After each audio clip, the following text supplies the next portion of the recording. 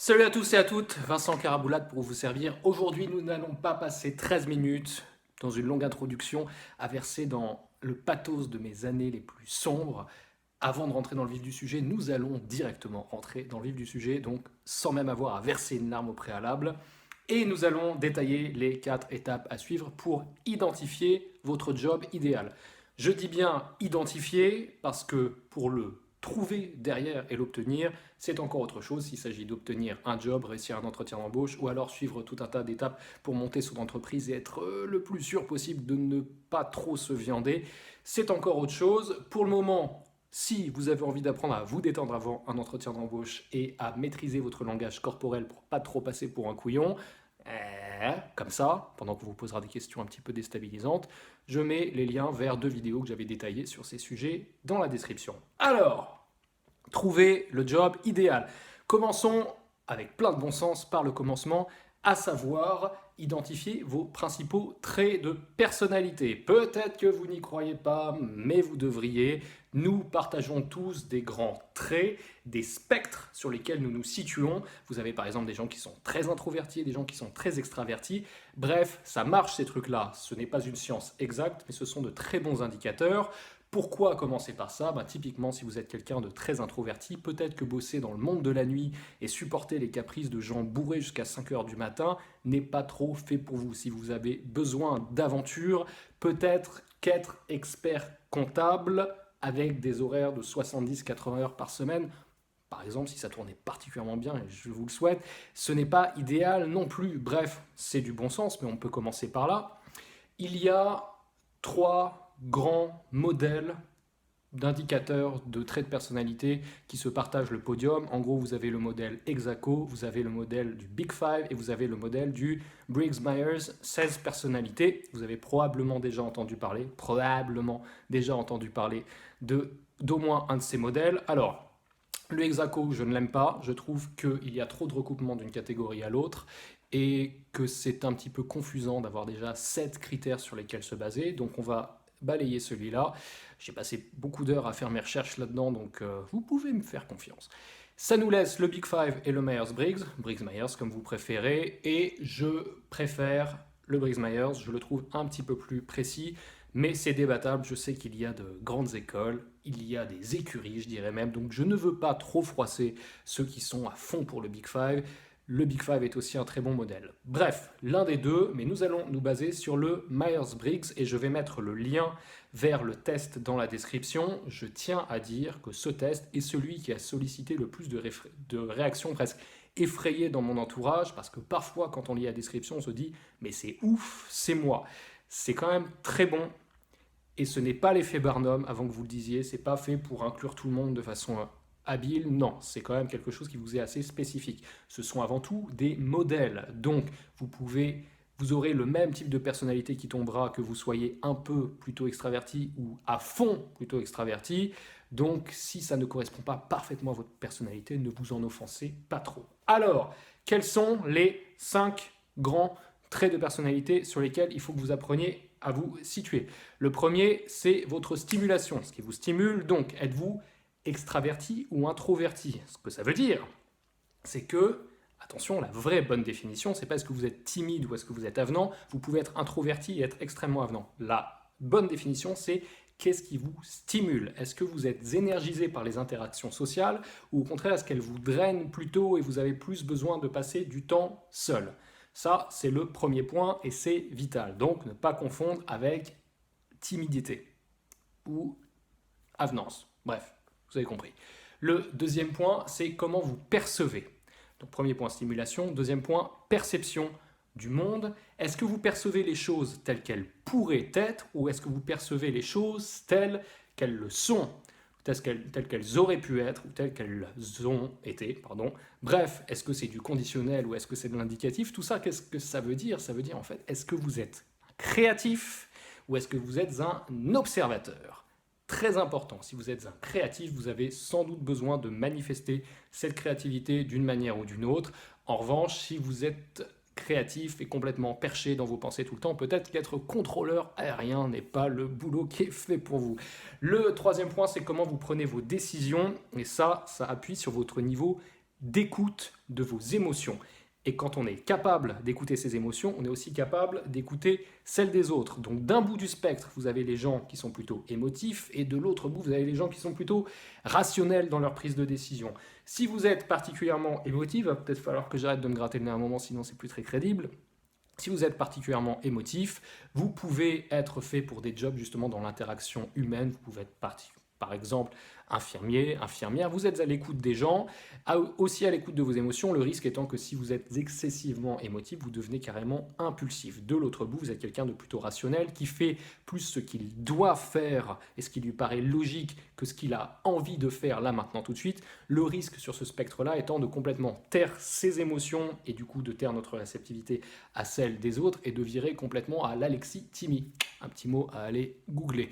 Le quatrième point, c'est votre organisation. SPDON, stimulation, perception, décision, organisation. Comment est-ce que vous organisez votre environnement matériel et votre agenda? Donc, comment est-ce que vous organisez d'un point de vue spatio-temporel? Donc, d'un côté du spectre, vous êtes complètement bordélique et de l'autre, vous êtes complètement psychorigide, mais vous êtes aussi super fiable et de l'autre, vous êtes plus flexible. Donc, on a peut-être plus besoin de vous dans des situations extrêmes. Peut-être par exemple que vous prendrez quelqu'un de plutôt rationnel et discipliné, mais aussi qui n'a pas un besoin compulsif d'organisation pour en faire, mettons, un militaire, quelqu'un qui sera capable de garder la tête froide dans des situations extrêmes. Le cinquième trait de personnalité, c'est votre degré de névrose. Qu'est-ce que la névrose? C'est la souffrance qui émerge du décalage perçu entre vos désirs et la réalité. Et là, vous êtes soit très névrosé, soit très assuré d'un autre bout du spectre. Donc évidemment, tout le monde se balade entre les deux. Très assuré, ça peut malheureusement faire de vous un berserk qui fonce tête baissée et à qui il va finir par arriver que des galères. Excessivement névrosé, ça vous amène à être tout le temps prudent sur la défensive. Donc il faut savoir trouver un bon équilibre entre les deux. Cela dit, je pense quand même que dans la vie, moins on peut être névrosé et mieux c'est. Bien, maintenant que vous avez fait le test et que vous avez pris le temps d'identifier quels étaient vos grands traits de personnalité, vous pouvez vous dire que, avec le temps qui vous est imparti pour trouver le job idéal, si vous vous posez la question de comment trouver le job idéal, il y a des chances pour que votre situation actuelle ne vous plaise pas trop. Donc, je vous invite plutôt à vous baser sur vos forces qu'à forcément aller travailler sur les faiblesses. C'est un choix, ça dépend du degré d'urgence pour vous. Si vous pouvez vous investir, travailler à fond, faire un gros travail personnel sur ce que vous considérez comme étant des points faibles pour quelques mois, voire des années à venir, tant mieux, mais autrement, j'imagine que vous aimeriez améliorer votre situation dans les mois qui viennent, auquel cas, misez plutôt sur vos forces. Si vous êtes à 65% extraverti, allez pas vous dire « faudrait peut-être que j'aille me faire un pèlerinage et que j'apprenne à vivre seul au milieu des chefs pendant 3 ans ». Peut-être que ça vous réussira, il y a de fortes chances aussi pour que ce soit vraiment contre nature pour vous. Je vous engage à plutôt partir vers l'extraversion. Vous avez compris le principe. Le deuxième point, maintenant vous avez identifié vos traits de personnalité, c'est identifier vos intelligences. On a 11 types d'intelligence avec un acronyme pour les retenir, VAKOG SMELA. S-M-E-2-L-A et VAKOG, V-A-K-O-G. Vous avez peut-être reconnu par VAKOG un acronyme que vous aviez déjà entendu, qui est celui des sens, tout simplement, des 5 sens. Ça permet de bien identifier les types de capacités dans lesquelles on peut être particulièrement bon. V pour visuel. Est-ce que vous êtes visuellement bon? Est-ce que vous avez une bonne acuité visuelle? Et est-ce que vous êtes aussi, par extension, quelqu'un de bien porté vers l'esthétisme, par exemple, l'esthétisme visuel? Ensuite, audio. Est-ce que vous avez une bonne... Oui, est-ce que vous entendez bien les timbres, les hauteurs de notes, les rythmes? Typiquement, si vous avez une bonne intelligence auditive, vous pouvez être un bon musicien. Mais j'imagine qu'il y a d'autres métiers comme ça. Vous pouvez peut-être aller étudier les moindres sons de lézards dans la savane, s'il y a des lézards dans la savane, ou plutôt dans la forêt amazonienne. Bref, je m'arrête là avant de m'humilier. Mais vous avez compris, visuel, auditif, K pour kinesthésique, donc votre corps, que ce soit manuel ou que ce soit le reste du corps, vous pouvez être un ébéniste ou vous pouvez être un danseur, peu importe quel est votre rapport à votre corps, à votre mobilité, votre flexibilité. Est-ce que vous êtes doué avec vos petits doigts? Donc, quatrième point, O pour olfactif. Ça peut sembler bizarre, mais il y a des métiers. Vous pensez par exemple à la restauration, à la cuisine en général. Il peut être très bon d'avoir une bonne odorat, un bon odorat, une bonne odorat. On va dire que c'est une bonne odorat en espérant que ce soit vraiment ça. Navré d'avance si ce n'était pas le cas. Donc, si vous êtes particulièrement bon là-dedans, par exemple, pouvez devenir un serial killer, kidnapper des femmes de votre entourage, les faire fondre dans des barils et ensuite en extraire les essences et les commercialiser dans des enseignes de grand luxe. Et peut-être qu'à la fin, on racontera votre histoire et que ça fera un bon bouquin ou peut-être même une bonne adaptation cinématographique. Ah. Ensuite, le cinquième point, gustatif. Donc, est-ce que vous êtes bon avec vos papiers? Là encore, pour les vins et spiritueux, pour la cuisine, ça peut être très utile. Ne négligez pas ces aspects-là. Alors, ensuite, on arrive à Smella, S-M-E-2-L-A. Le S, c'est pour spatial. Quel est votre niveau d'intelligence spatiale? Est-ce que vous êtes capable de vous repérer dans l'espace? À l'ère des smartphones, de l'auto-absorption et où de plus en plus d'entre nous ne sont même pas foutus de prendre la troisième à droite sans regarder leur putain de GPS, il est bon de savoir si vous avez une bonne intelligence spatiale avant de vous aventurer dans des terres inconnues ou par exemple de vouloir devenir pilote de chasse. Le point suivant, le M, est pour intelligence mémorielle, votre capacité à mémoriser des données. Tout simplement. Ensuite, le E, c'est pour votre intelligence émotionnelle, votre capacité donc à ressentir et identifier vos propres émotions et ressentir et identifier les émotions des autres pour agir en conséquence, modifier vos moyens d'action pour arriver plus intelligemment à vos fins. Typiquement, si chaque fois que quelqu'un ne comprend pas ce que vous lui dites, vous vous mettez juste à lui gueuler dessus, peut-être que votre intelligence émotionnelle à ce niveau-là est à développer. Ensuite, vous avez l'intelligence linguistique. Linguistique, comment est-ce que vous magnifiez? Pourquoi pas utiliser les mots et les images, les associations d'idées. Donc intelligence linguistique, peut-être que vous êtes très très bon dans la rédaction. Moi par exemple, j'ai dû me faire à l'idée que pour le moment, j'ai pas du tout une plume très agréable. Alors que ma mère par exemple a une plume formidable, ça fait rêver. Et pour ceux qui avaient vu ce très bon film avec ce très bon acteur dont j'ai oublié le nom mais qui avait joué dans Shining, vous savez, dans lequel il joue le rôle d'un parfait connard mais qui est un auteur de bouquins romantiques à succès et on n'imaginerait pas quand on le voit comme ça qu'il a une plume aussi délicieuse. Mais il paraît que c'est possible. Donc ça, c'était pour l'intelligence linguistique. Ensuite, votre intelligence, la logique, tout simplement. Votre capacité à comprendre les systèmes et à les articuler. Si vous êtes très bon en logique, par exemple, vous pouvez devenir un très bon ingénieur.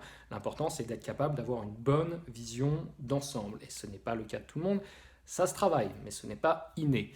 Et ensuite, vous avez cette intelligence qui correspond au A, donc l'intelligence algébrique, votre capacité à faire des calculs rapidement. Mais ce n'est pas parce que vous êtes une calculatrice que vous êtes forcément très bon en logique. Donc il est important de dissocier les deux. VACOG, Smella. Bien! Maintenant qu'on a identifié vos grands traits de caractère et les intelligences dans lesquelles vous brillez le plus, nous pouvons nous attaquer à la méthode de monsieur Stephen Covey, l'auteur des 7 habitudes de ceux qui réussissent tout ce qu'ils entretiennent. Ça, c'était un superbe bouquin. Je l'ai par ici. 7 Habits of Highly Effective People, c'est celui-là. Et malheureusement, heureusement pour elle, j'ai prêté le bouquin suivant sur lequel je vais me baser à une élève. Le bouquin s'appelle La 8e habitude. Trouver sa voie et encourager les autres à trouver la leur. Et donc, Stephen Covey s'appuie sur un modèle pour essayer de trouver sa voie en ce bas monde, faire rayonner son âme et avoir l'impact le plus positif. Et c'est un peu ça qui vous intéresse, parce qu'une fois que vous êtes capable de faire un truc qui vous épanouit, ça se ressent, on vous le rend, et tout le monde est heureux. C'est ça qui vous amène à regarder cette vidéo aujourd'hui, une fois de plus, à part ma plastique de rêve. Le modèle sur lequel se base Stephen Covey est le suivant. Your body, your mind, your heart and your soul, c'est-à-dire votre corps, votre esprit, votre cœur et votre âme. Ça fait très hippie, mais on va formuler ça autrement. Ce que vous savez faire, votre esprit, votre cœur pour ce que vous aimez faire, votre âme pour ce que vous devez faire, l'impact que vous sentez moralement que vous devriez avoir sur le monde, et tout ça n'est pas toujours en harmonie. Et enfin, quatrième, votre corps. En réalité, puisque le monde est encore régi par l'argent, c'est comme ça, vous pourriez essayer de développer un maximum de troc, mais en attendant, ce pourquoi le monde est prêt à vous filer des thunes.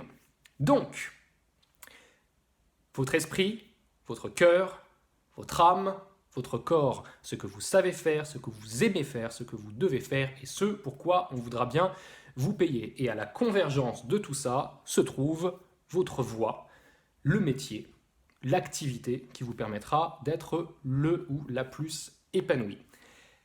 Alors, ces activités, il est bon de savoir où les trouver, dans quelle liste. Tout simplement, je vous encourage à aller voir la liste des CSP, catégories socio-professionnelles. Je vais mettre aussi le lien dans la description, mais en fait c'est super utile. Vous avez tout un tas de métiers. Il serait dommage de vous priver de faire le métier dont vous rêvez pendant des années, tout simplement parce que vous ne saviez pas qu'il existait. S'il n'existe pas, vous pouvez aussi le créer, et j'encourage tout le monde à l'entrepreneuriat. Petite parenthèse au passage, je pense que vu ce qui nous arrive, ce qui va nous arriver, l'avenir que j'ai détaillé dans pas mal de vidéos déjà, l'avenir est à l'indépendance professionnelle et à l'entrepreneuriat.